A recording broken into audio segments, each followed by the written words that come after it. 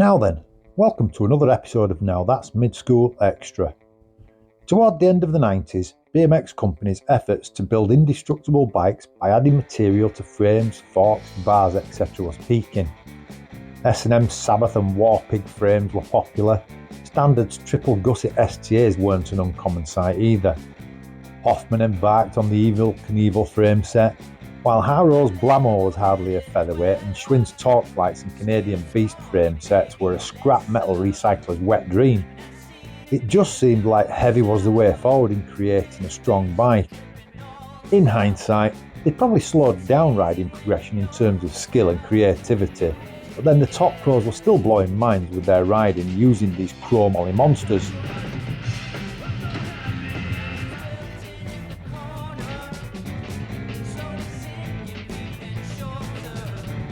In late 1997, a certain Ron Wilkerson had a vision, and that vision was the fork frame. A 6061 grade aluminium frame that was capable of taking the thrashing that was being meted out by the best riders in the game. Only available with a 20-inch top tube length and a pretty standard 14.5-inch chainstay length, it was marketed as a jumping frame, although later updated to a transition frame. When I met Ron a couple of months ago, I asked him his reason for not making other lengths available. His logic was that freestyle skateboards were quite short and that benefited pump on the ramps. So he felt that keeping the top tube short would have the same pump benefits. I guess it worked for some more than others, but there you have it. Ron still runs an early 6061 Pork to this day.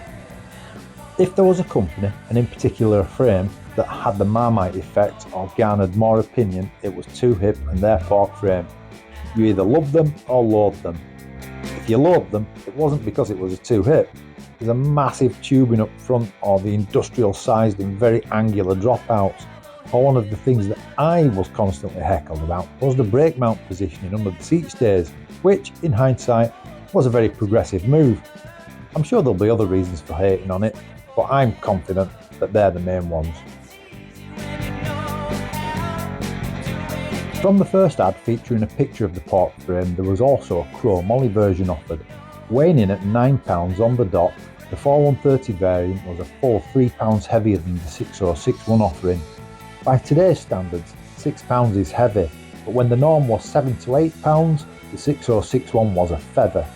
Thick 2-inch diameter tubing on the front end, 0.8-inch diameter stay tubing, 10mm thick dropout separated it from aluminium racing frames of the time, and Two Hip's tagline of "the last frame you will ever buy" seemed almost plausible. This particular example is a 98 frame, the year they were introduced. The first advert to appear featuring the upcoming Pork was seen in the June-July 98 issue of Ride BMX, and it featured in Ride UK too. It was this advert that captured my imagination. It just looked out of this world. The supplementary image in the ad made the dropouts look as thick as prison walls. The angles of the dropout shape and the tubing gave it an industrial vibe, and I just had to have one.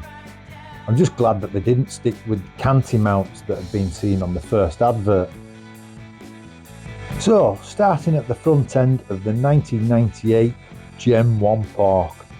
Both aluminium and chromo versions featured a straight head tube with no external machining. The gyro tabs are the first obvious features that set the first and second generations apart from the third generation. Basic cable guides welded onto stalks and then welded onto the head tube is the best way to describe them. The 99-2000 version featured tabs that were small plates tapped with threads and were shared with the Soul frame and the slightly later Terra Firma flatland frame. The third Gen 4130 Porks featured an externally machined head tube, much beefier all the way through but machined almost to the bottom, making it super thick at the bottom. The 6061 version got a steel insert in the head tube to eliminate flaring.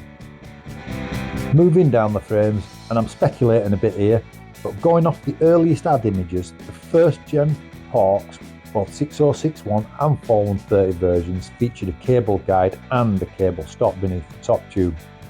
By the time the second gens appeared a short time later, Two Hip seemed to have dispensed with the guide and opted for only the cable stop. It wasn't until the 25th anniversary Pork arrived in 2009 that the guide returned. As far as the rear of the frames are concerned, The tubes and dropouts remained untouched until the 3rd gen chromo and aluminium versions arrived. They featured a large cutout to the dropout between the stays, and the bottom of the dropouts was shaved on the back corner. And of course, all the 6061 versions featured removable brake mounts. According to Ron himself, all USA made 2-hip frames were manufactured by SE bikes. So that's the Big Boy, Stout Boy, Pork, Soul, Terra Firma, Sub and Death frames. Don't ask me about the Midschool frames like the Lino and A-frame. By the time that they materialised, SE was a completely different bike company with products made overseas. Numbers wise, that's still a mystery. Ron's grey matter just couldn't come up with a figure when I asked. I suppose the most notable rider, other than Ron himself, to roll on the porks was Cam Birdwell. If you can find his feature on the Transit Video magazine issue titled 9 Lives, you'll see one of the gnarliest sections ever filmed, and all on pork frames. I think he broke a couple of 6061 versions and finished his 2-hip stint on chromoly porks. Not surprising really when you see what he was putting them through. Well, that about wraps up this episode of Extra. I hope you enjoyed it and are a little bit more enlightened, especially if you're in the market for one. In the meantime, I'll see you on the next episode of Now That's Midschool. Take care. Bye bye.